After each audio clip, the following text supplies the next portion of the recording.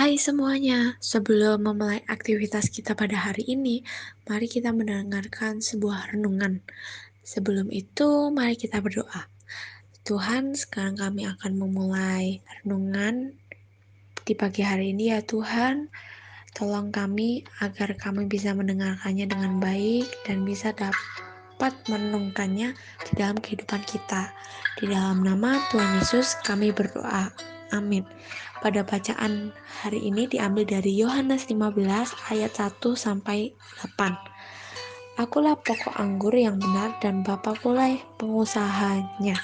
Setiap ranting padaku yang tidak berbuah dipotongnya, dan setiap ranting yang berbuah dibersihkannya, supaya ia lebih banyak berbuah. Kamu memang sudah bersih karena firman yang telah kukatakan kepadamu.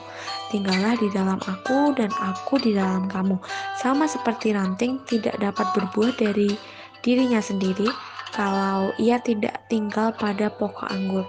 Demikian juga kamu tidak berbuah jikalau kamu tinggal di dalam aku. Akulah pokok anggur dan kamulah ranting-rantingnya. Barang siapa tinggal di dalam aku dan aku di dalam dia, ia berbuah banyak. Sebab di luar aku kamu tidak dapat berbuat apa-apa.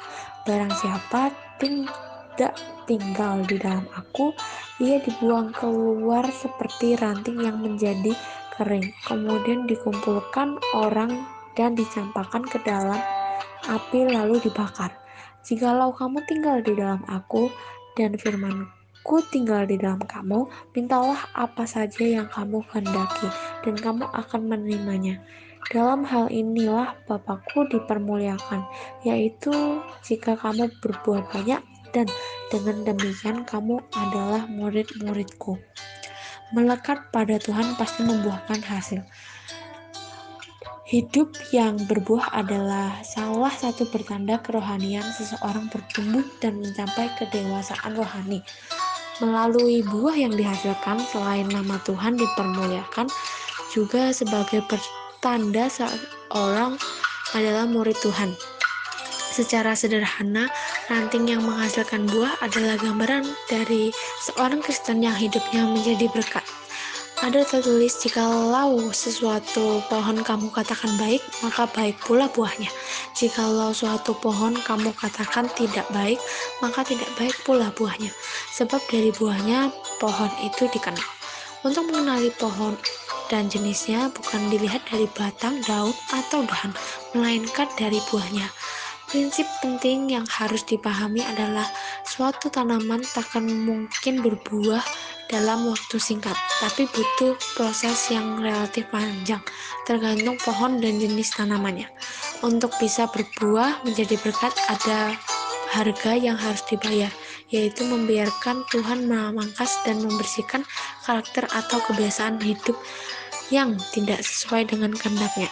Ranting yang dibersihkan justru memberikan kesempatan bagi pohon untuk menghasilkan bahan makanan yang cukup, yang kemudian disalurkan ke batang dan akhirnya kepada buah.